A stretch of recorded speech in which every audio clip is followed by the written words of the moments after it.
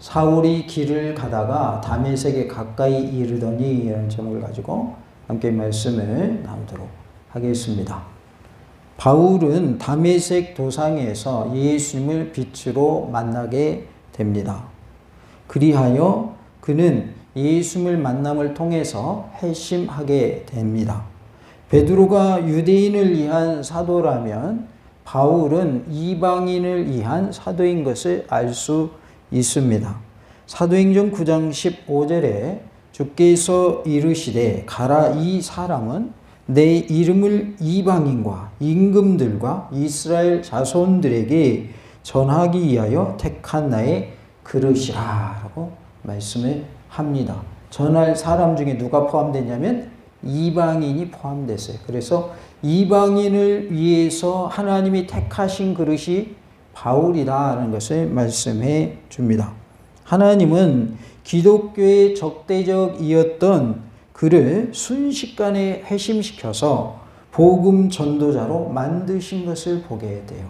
그러니까 하나님이 어떻게 쓰실지 우리는 모르는 거예요. 복음 전도자가 될지 알았어요? 몰랐어요? 아무도 몰랐어요. 그런데 하나님은 예수님 믿는 사람들을 잡으러 가는 사울에게 빛으로 임하심을 통해서 예수님이 그를 만나주시고 그가 회심하게 만드신, 그리하여 복음 전도자로 쓰신 것을 보게 됩니다.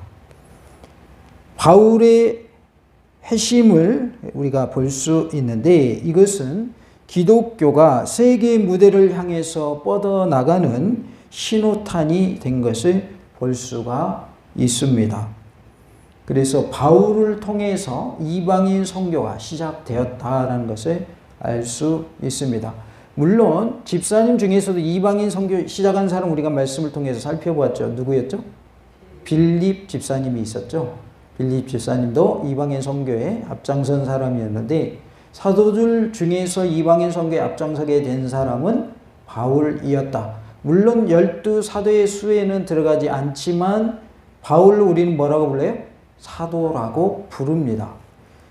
1절과 2절의 내용을 보면 사울이 주의 제자들에 대하여 여전히 위협과 살기가 등등하여 대제사장에게 가서 다메섹 여러 회당에 가져갈 공문을 청하니 이는 만일 그 도를 따르는 사람을 만나면 남녀를 막론하고 결박하여 어디로 데려가려고 그래요? 예루살렘으로 잡아오려 함이라 그랬어요. 지금 대제사장에게 변화되기 전에 이름은 사울이죠. 사울이 대제사장에게 찾아가요. 다메섹에 있는 각 회당에 내가 다니면서 혹이라도 예수님의 그 도, 십자가의 도를 믿는 사람, 따르는 사람이 있으면 내가 다 잡아다가 예루살렘으로 데려오려고 합니다. 그러니 뭐를 써주세요? 공문 써주세요. 그러고 대제사장에게 찾아간 모습을 보여주고 있습니다. 그래서 그가 이제 드디어 다메섹을 향하여 가는 중에 사울이 길을 가다가 다메섹에 가까이 이르더니 어떠한 일이 생겼는가 살펴봄을 통해서 말씀을 통해서 우리가 큰 은혜가 임하는 복된 시간, 성령의 힘으로 충만한 시간 될 수 있기를 원합니다. 사울이 길을 가다가 다메섹에 가까이 이르더니 호련히 하늘로부터 빛이 그를 둘러 비쳤다라고 말씀을 합니다. 3절에 사울이 길을 가다가 다메섹에 가까이 이르더니 호련히 하늘로부터 빛이 그를 둘러 비추는지라 라고 말씀을 하죠. 이제 사울이 다메섹에 가까이 이르게 되니까 무슨 일이 생겼어요?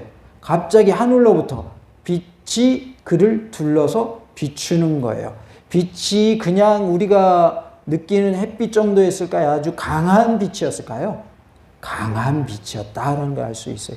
우리가 태양을 쳐다본다고 해서 실명하지는 않잖아요. 그런데 사울은 그 빛을 보고서 어떻게 돼버렸죠? 눈이 멀어버렸거든요. 그러니까 빛으로 임하신 예수님이 그때 사울에게 나타나셨는데 그 빛은 강한 빛이었다라는 것을 우리가 알 수 있습니다. 사울이 길을 가다가 다메섹에 가까이 이르러 빛으로 임하신 예수님을 만나게 되지요. 마찬가지로 우리도 예수님을 인격적으로 만나는 은혜가 있기를 원합니다. 다 같이 봅시다. 사울이 빛으로 임한 예수님을 만난 것처럼 나도 예수님을 인격적으로 만나야 합니다. 지금 사울은 예수님 믿는 사람들을 잡아가는 역할을 하는 사람입니다. 그러니까 예수님을 뭐 하는 위치냐면 대적하는 위치예요. 예수님께 찬성하는 자가 아닌 뭐 하는 자예요? 반대하는 자예요. 그런데 그 사울을 누가 만나 주십니까? 예수님이 만나 주시고 그를 변화시키셔서 그가 회심하게 하셔서 복음을 전하는 전도자로 바뀌게 하심으로 그를 사용하시는 것을 볼 수가 있어요. 당시 최고의 학문을 한 사람이에요. 누가요? 사울이라는 사람이. 그런데 그는 예수님 믿는 사람을 잡아가는 것이 하나님을 제일 잘 섬기는 것으로 잘못 알고 있었던 거죠. 그래서 예수님이 그를 인격적으로 만나주시고 내가 하는 그 행동이 잘못되었다는 걸 알려주시는 거죠. 그래서 이제는 오히려 핍박하던 자에서 어떤 자로 바뀌게 하십니까? 복음을 증거하는 자로 바뀌게 하십니다. 우리가 예수님을 만나게 되면 이렇게 다른 삶을 살 수가 있는 거예요. 예수님과 상관없는 삶, 하나님과 상관없는 삶 살다가 말씀과 상관없는 삶을 살다가 예수님을 만나게 되면 어떻게 바뀌는 거예요? 정반대로 바뀌는 거예요. 예수님을 위해서 헌신하고 또 순교하기까지 목숨을 내놓고 예수님을 전하는 모습으로 바뀌게 된다는 거죠. 그래서 예배 드리는 것을 힘쓰게 되고 전도하는 일도 힘쓰게 되는 것이죠. 그런데 은혜가 떨어지면 어떻게 되는 거예요? 예배도 소홀히 하게 되고 전도하는 것도 할 생각이 없고 이렇게 되버리는 거예요. 하나님의 몸된 교회를 위하여 충성하고 헌신하고 봉사하는 일도 은혜가 식어지면 하고 싶어야 하기가 싫어져요. 하기가 싫어지는 거죠. 우리에게 예수님을 인격적으로 만남을 통해서 다시금 식어졌다면 뜨거워지는 회복의 역사가 있기를 원합니다. 예수님 아직 만나지 못했다면 예수님을 만나야 할 줄로 믿습니다. 주변에 많은 사람들이 예수님을 만나서 가슴이 뜨거워가지고 그 뜨거운 가슴을 가지고 예수님을 전하고 있는데 나는 아무런 느낌도 없고 예수님을 만난 일도 없고 그런다면 나와 예수님은 상관이 있어요? 상관이 없는 것이 돼버려요? 상관없는 것이 돼버려요. 그러면 안 된다고 말이죠. 우리는 예수님을 인격적으로 만나는 은혜가 있기를 간절히 원합니다. 아직도 나에게 구원의 확신이 없다면 우리는 하나님께 기도해야 돼요. 하나님, 저에게 구원의 확신을 주세요. 천국에 대한 소망을 가지고 살게 해주세요. 예수님을 믿는 믿음이 아직 확실하지 않아요. 아직도 믿음이 약해요. 하나님 도와주세요. 저에게 흔들리지 않는 견고한 신앙 주세요. 이렇게 기도해야 됩니다. 그러면 하나님이 그 기도에 반드시 응답해 주십니다. 그 살아있는 증인이 바로 접니다. 저도 중고등부 시절에 예수님에 대한 구원의 확신이 없었어요. 예수님에 대한 믿음이 확실하지 않았어요. 그런데 그 당시에는 우리 가르치는 선생님이 조언을 해줬는데 뭐라고 하냐면 구원의 확신이 없는 사람은 구원의 확신 달라고 기도하면 예수님 구원의 확신을 주시고 만나주십니다. 이렇게 조언을 해줬어요. 거기 있는 같이 공부하는 학생들 앞에서 나는 구원의 확신이 없어. 이렇게 말하기가 쉽지 않잖아요. 왜냐하면 창피한 일이잖아요. 그러니까 그런 말은 못하고 속으로만 생각하는 거죠. 나는 왜 구원의 확신이 없을까? 지금 열심히 교회 잘 출석하고 있는데 왜 내가 구원받았다는 확신이 없지? 그러면서 하나님께 구했어요. 그랬더니 어느 순간인가 구원의 확신을 주시더라고요. 누가 물어봐도 너 구원받았니? 물어보면 네, 구원받았습니다. 예수님이 나를 위하여 피 흘려주신 것을 나는 믿습니다. 예수님이 부활하심을 믿습니다. 예수님이 다시 오실 것을 믿습니다. 나는 예수님의 보혈로 구원받았습니다. 이렇게 고백하게 되더라고요. 그래서 누가 질문을 해도 답변할 수 있는 정도가 될 때 그것이 구원의 확신이 있는 거예요. 가끔 가다가 신방하면서 천국 가시죠? 그러면 에이고 나 같은 것이 무슨 천국 간다요. 그런 분이 있어요. 구원의 확신이 없는 거죠.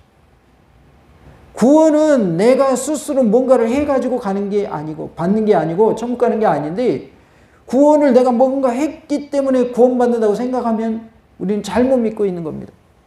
예수님이 나를 위하여 죽어주셨고 그 흘리신 피가 죄를 사하는 능력이 있기 때문에 우리가 구원받는 거지, 내가 예배 잘 드리고 전도 열심히 하고 헌금 열심히 하고 봉사 열심히 하고 충성 헌신 봉사했더니 나를 구원받게 하신다, 이렇게 예수님 믿으면 잘못 믿고 있는 거예요. 우리는 예수님을 통해서 구원받는 거예요. 예수님이 나를 위하여 십자가에 못 돌아가시면 믿는 믿음으로 구원받는 거예요. 그러면 목사님 그러면요 예배도 열심히 안 드려도 되고요, 봉사 안 해도 되겠네요, 전도도 안 해도 되겠네요, 선교 뭐 하려고 해요, 이렇게 또 말하면 된다 안 된다? 그것도 틀린 거예요. 왜냐하면 예수님을 인격적으로 만난 사람은 예배를 가장 잘 드리는 사람이 될 수밖에 없는 거예요.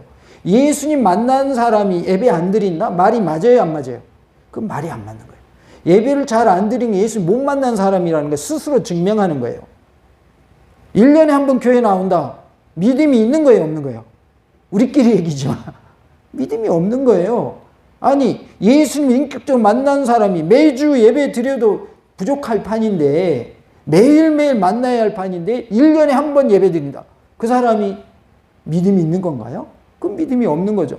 그러니까 우리의 여러 가지 행위가 구원받게 하는 것은 아니지만, 예수님을 믿는 믿음으로 구원받지만 구원받은 자는 그렇게 살게 되어 있다 그 말이에요. 왜요? 누구 만났으니까?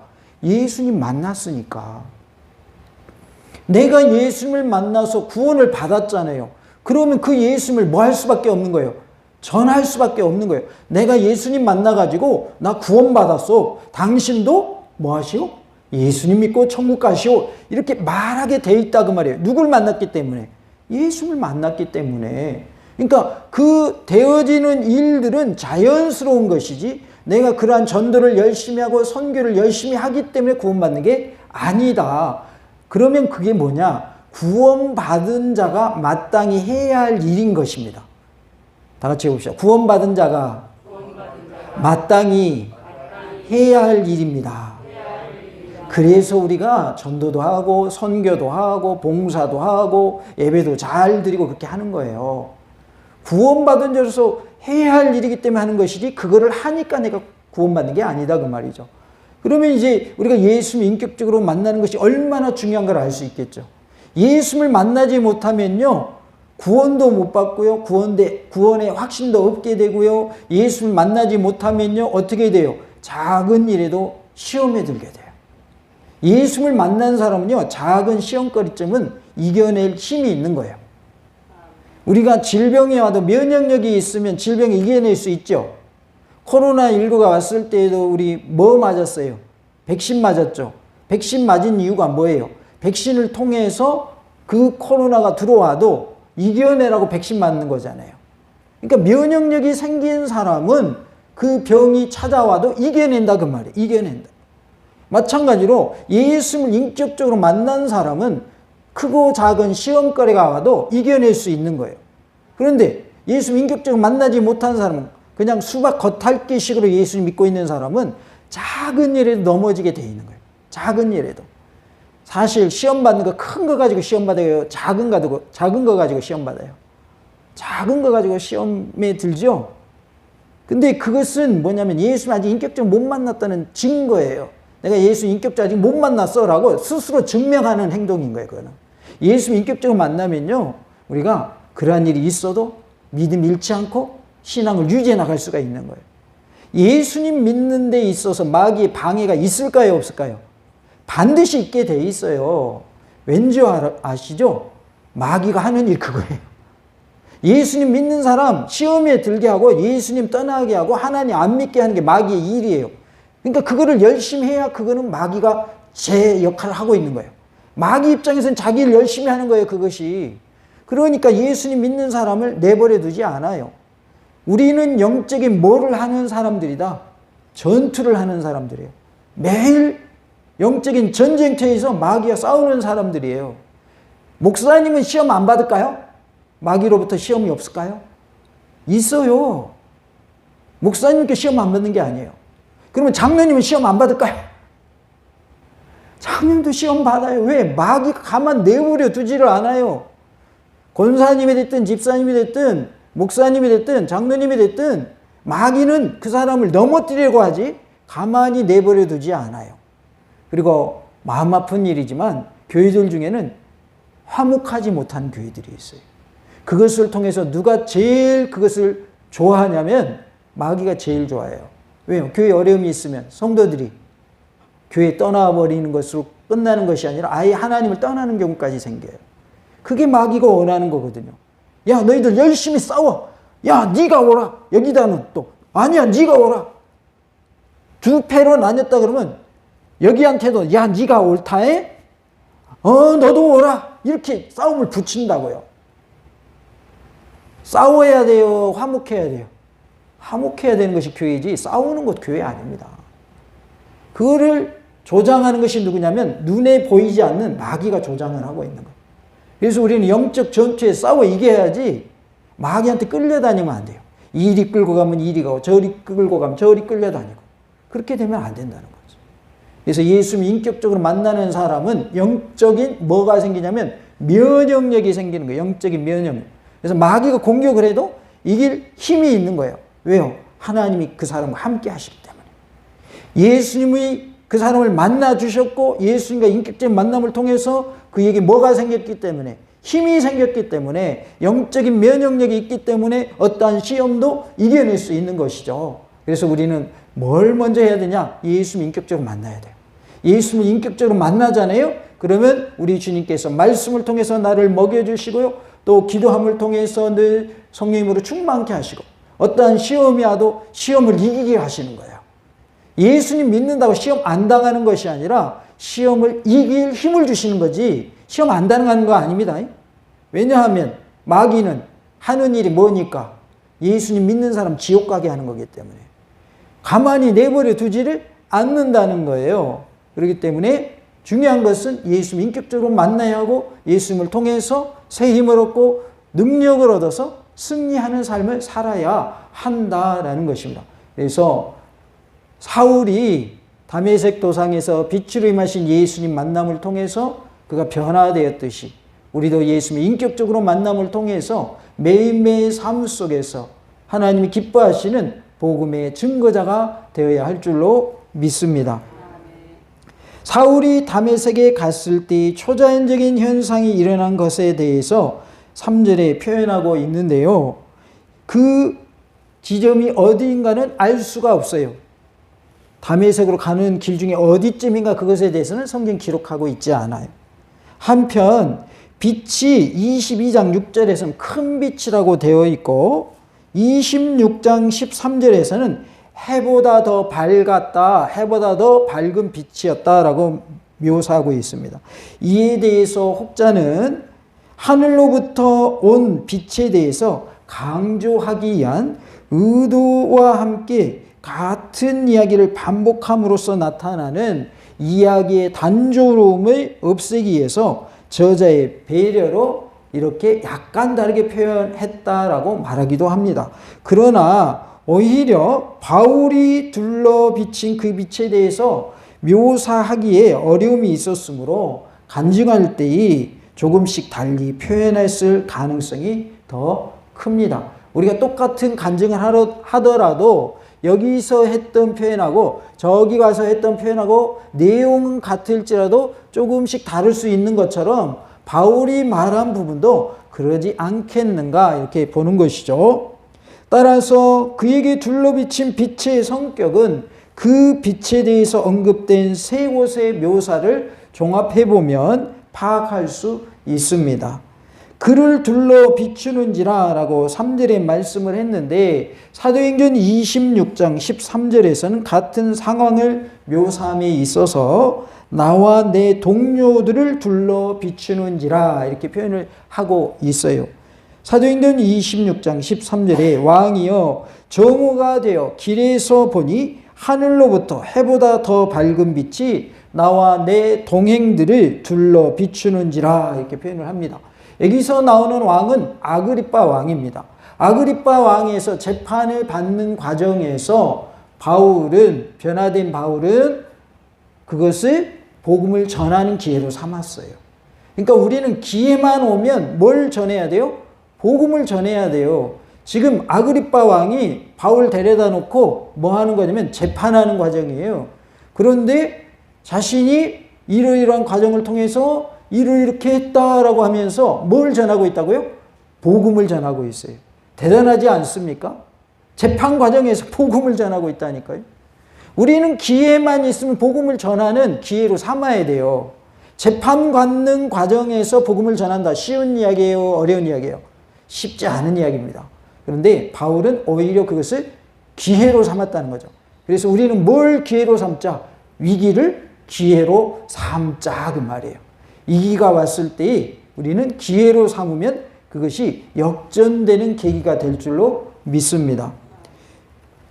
이 차이점에 대해서 다음과 같이 해결책을 모색할 수가 있는데요. 즉 3절에서는 오직 사울이 예수님을 만난 사건에만 초점이 맞춰져 있으나 26장 13절에서는 사울 자신의 핵심 사건에 있어서 현장 목격자들도 있었다라는 것을 나타내기 위해서 일행들에게도 동일한 빛이 비추었다는 진술에 초점을 맞추고 있습니다. 그러니까 26장 13절에서는 혼자 빛을 본 것이 아니라 일행이 같이 있었는데, 같이 간 사람들이 있었는데 그 사람들도 뭘 봤다? 빛을 봤다 이렇게 말하고 있는 것이죠. 22장 9절에서는 3절과 26장 13절의 중간 형태를 취하고 있습니다. 사도행전 22장 9절에 나와 함께 있는 사람들이 빛은 보면서도 나에게 말씀하시는 이의 소리는 듣지 못하더라 이렇게 기록을 하고 있어요. 그러니까 세 가지를 다 종합해 보면 그 상황을 이해할 수 있다 그 말이죠. 3절에서는 내가 빛으로 예수님 만났다 이렇게 말하는 것이고 26장 13절은 동행들이 있었는데 그 동행들도 그 일행들도 뭘 봤다? 빛을 봤다라고 말하는 것이죠. 그리고 22장 9절에서 뭐라고 그래요? 그 사람들이 빛을 보면서도 내가 듣는 소리를 그 사람들은 들었다 못 들었다? 못 들었다. 그러니까 세 가지를 종합하면 그것이 그 내용이 되는 거예요. 그래서 종합해 보면 내용을 알 수 있다는 것을 알 수 있습니다. 아무튼 사울과 함께 다메섹으로 가던 일행들도 사울이 경험한 그 빛을 보았다 못 보았다? 보았다 그 말이에요. 그들도 사울의 일행들도 그들도 빛을 보았다는 거예요. 하늘에서 빛이 임하는 걸 봤다. 제가 사울이라 했다가 바울이라 했다 이렇게 이제 설교하다 보면 나올 텐데 똑같은 사람을 말하는 겁니다. 변화되기 전에는 뭐라고 불렸고요? 사울이라고 불렸고 변화된 후에는 뭐라고 불렸어요? 바울이라 불렸어요. 그래서 설교하다 보면 사울이라고 했다가 바울이라고 했다가 이렇게 나오더라도 아 똑같은 인물이지 라고 이해하시고 말씀을 들으면 되겠습니다. 사울이 빛으로 임하신 예수님을 만난 것처럼 우리도 예수님을 어떻게 만나자? 인격적으로 만나자는 거예요. 우리 모두가 하나님의 은혜 가운데 예수님을 인격적으로 만나는 놀라운 은혜가 있기를 간절히 원합니다. 다 같이 봅시다. 예수님을 인격적으로 만납시다. 그리고 예수님 인격적으로 만나는 놀라운 은혜가 있기를 간절히 원합니다. 4절에 보면 땅에 엎드러져 들으매라는 표현이 나와요. 땅에 엎드러졌다고 했는데 갑자기 내려 비치는 빛에 의해서 나타난 사울의 반사적 행동을 묘사하고 있는 거예요. 빛이 강하게 임하니까 반사적으로 어떻게 했다? 땅에 엎드러졌다 라고 말씀을 합니다. 여기서 엎드러져라는 말은 떨어진다, 넘어진다라는 뜻을 가지고 있어요. 원어의 뜻이 그런 뜻을 가지고 있습니다. 패손이라는 단어인데 떨어진다, 넘어진다는 뜻이에요. 그러니까 그가 땅에 납작 엎드려진 모습을 볼 수가 있습니다. 이러한 쓰러지듯이 엎드린 사울의 행동이 갑작스럽게 나타난 초자연적인 현상에 대한 반사적이면서 또 두려움이 휩싸인 즉각적인 반응이었음을 나타내주고 있어요. 빛이 갑자기 임하니까 반사적인 행동도 했겠지만 빛이 임하니까 뭐가 생겨요? 마음속에 두려움이 생기는 거죠. 그러니까 납작 엎드릴 수밖에 없었던 것이죠. 그들이 말을 타고 갔다면 말에서 떨어지다시피 해서 땅에 엎드려졌을 것으로 보여집니다. 그런데 말을 타고 갔는지 걸어갔는지 정확한 표현은 없어요. 걸어갔든지 말을 타고 갔든지 뭐는 확실해요? 땅에 엎드러졌다라는 것은 확실합니다. 빛이 강하게 임하니까 반사적으로 반응을 했고 마음에 두려움이 생겨서 바짝 엎드리게 됐던 것을 알 수 있습니다. 사전에 보니까 소리가 있어 이르시되 사울아 사울아 내가 어찌하여 나를 박해하느냐 하시더니 그랬어요. 누구를 부르고 계세요? 사울을 부르고 계십니다. 혹자는 구약시대의 이름을 반복해서 부르는 것이 격식을 갖추는 습관에서 비롯되었다고 주장을 하는데요. 그러나 사울에게 들려진 예수님의 음성은 분명히 애정어린 음성으로 이해되어집니다. 사울아라고 부를 때 애정어린 음성으로 불렀을 것이다. 이렇게 우리가 볼 수 있다고 말해요. 막 화난 목소리로 사울아! 사울아! 이렇게 하지 않았을 것이다. 왜냐하면 그 내용을 보면 문맥을 보면 알 수 있는 거예요. 내가 너 죽일 거야! 그렇게 한 것이 아니라 내가 너를 변화시켜서 내가 너를 쓸 거야! 이런 의도로 만나주신 거거든요. 그러니까 애정어린 음성으로 말했지 막 무섭게 막 듣고 깜짝 놀래라고 부르지는 않았을 것이다. 우리가 알 수 있는 대목입니다. 사울을 2번 부르시게 되는데 성경에서 보면 이렇게 2번 불렀던 예가 몇몇 있습니다. 아브라함을 부르실 때, 또 모세를 부르실 때에, 사무엘을 부르시고 시몬을 부르실 때에 부르는 대상에 대한 관심과 애정을 표현하면서 반복해서 그 사람의 이름을 부르신 것을 보게 됩니다. 창세기 20장 11절에 여호와의 사자가 하늘에서부터 그를 불러 이르시되 아브라함아 아브라함아 하시는지라. 아브라함이 이르되 내가 여기 있나이다 하며 그랬어요. 이 장면은 아브라함이 누구를 잡아서 제사 드리려고 하는 장면에서 되어진 일이에요. 이삭을 잡아서 죽이려고 하는 장면에서 되어진 내용입니다. 그래서 하나님이 독자 이삭을 바치라 하니까 이삭을 바치려고 칼을 높이 쳐들었단 말이에요. 그때 하나님이 급하게 누굴 부르십니까? 아브라함을 부르셔요. 그때도 아브라함 몇 번 불렀다고요? 2번 불렀어요. 출애굽기 3장 4절에 여호와께서 그가 보려고 돌이켜오는 것을 보신지라. 하나님이 떨기나무 가운데서 그를 불러 이르시되 모세야 모세야 하시매 그가 이르되 내가 여기 있나이다 라고 말씀이 나와요. 어느 산에서? 호렙산에서, 여호와의 산 호렙산에서 누가 만나 주시는 거예요? 하나님께서, 여호와 하나님께서 누구를 만나시는 장면이에요? 모세를 만나시는 장면입니다. 그때에 떨기나무에 불은 붙었는데 떨기나무가 타요 안 타요? 타지를 않는 거예요. 누가 하실 수 있는 일이에요? 하나님이니까 하실 수 있는 일이에요. 불이 있다는 것은 타고 있다는 것인데 분명 불이 있는데 나무는 뭐 하고 있어요? 안 타고 있는 거예요. 그래서 그 모습을 통해서 하나님이심을 나타내 주셨고 이름을 몇 번 불러주셨어요? 모세의 이름을 2번 불러주신 것을 보게 됩니다. 사무엘상 3장 10절에서 여호와께서 임하여 서서 전과 같이 사무엘아 사무엘아 부르시는지라. 사무엘이 이르되 말씀하옵소서 주의 종이 듣겠나이다 하니 그랬어요. 어린 사무엘이 성전에서 지내게 되죠. 하나님께 바쳐져 가지고 그때에 하나님이 누굴 부르시는 거예요? 사무엘을 부르시는 거죠. 사무엘아 사무엘아. 처음에는 하나님이 부르시는 건지 알았어요? 몰랐어요? 몰랐죠. 그런데 나중에서야 알게 되었고 내가 여기 있나이다 라고 고백하게 되는 것이죠. 누가복음 22장 31절에 시몬아 시몬아 보라 사탄이 너희를 밀가부르듯 하려고 요구하였으나 라고 말씀을 하고 있어요. 예수님께서 베드로의 이름을 불러주시는 거예요. 시몬아 시몬아 하시면서 사탄이 너희를 밀가부르듯 하려고 요청했다 이렇게 말씀을 하고 있는 것이죠. 그래서 부르실 때에 2번씩 불러주심을 통해서 하나님의 애정과 관심을 나타내 주셨다. 특별히 지금 본문에는 사울이 등장하는데 사울을 누가 불러주셨어요? 예수님이 불러주십니다.